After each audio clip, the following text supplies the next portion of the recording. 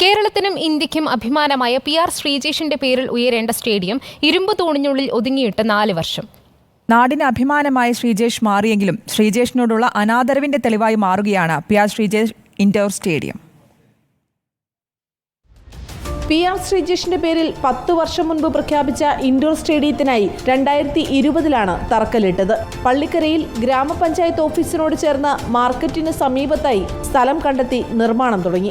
നിർമ്മാണത്തിൽ അപാകത ആരോപിച്ച് ചിലർ പരാതി നൽകിയതോടെ പണി പാതിവഴിയിൽ നിലച്ചു.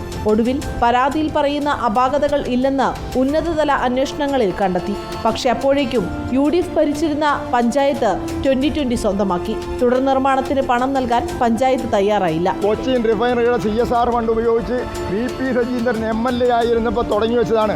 ഈ സാബു എന്ന് പറയുന്ന ഈ 2020 ബോസ് ഇത് അനുവദിക്കില്ല. കാരണം സാധാരണക്കാരനായ ഒരാൾ അത്ര ഉയരത്തിൽ പോകുന്നത് അദ്ദേഹത്തിന് ഇഷ്ടമല്ലാത്തതുകൊണ്ട് ഇത് മുടക്കിച്ചതാണ്. സ്റ്റേഡിയത്തിന്റെ നിർമ്മാണം പൂർത്തിയാക്കാൻ 25 ലക്ഷം രൂപ PV ശ്രീനിജൻ MLA ഫണ്ടിൽ നിന്ന് അനുവദിച്ചിട്ടും തുടർ നടപടി ഉണ്ടായില്ലെന്ന് പ്രതിപക്ഷം ആരോപിക്കുന്നു. ശ്രീജേഷ് എന്ന ഒളിമ്പ്യൻ ഇന്ന് ഇന്ത്യയുടെ യശസ് ലോകത്താകമാനം ഉയർത്തിപ്പിടിച്ചിട്ടുള്ള വ്യക്തി. അദ്ദേഹത്തിൻ്റെ ജന്മനാടാണ്. അദ്ദേഹത്തിൻ്റെ നാട്ടിലാണ് ഈ അപമാനകരമായിട്ടുള്ള സ്ഥിതി ഉള്ളത്. ഇപ്പോൾ തുടർന്ന് വന്ന ഭരണം നടത്താൻ വേണ്ടിയിട്ട് ഇതിൻ്റെ പ്രവർത്തനം തുടർന്ന് കൊണ്ടുപോകാൻ വേണ്ടി യാതൊരു ശ്രമവും നടത്തിയിട്ടില്ല.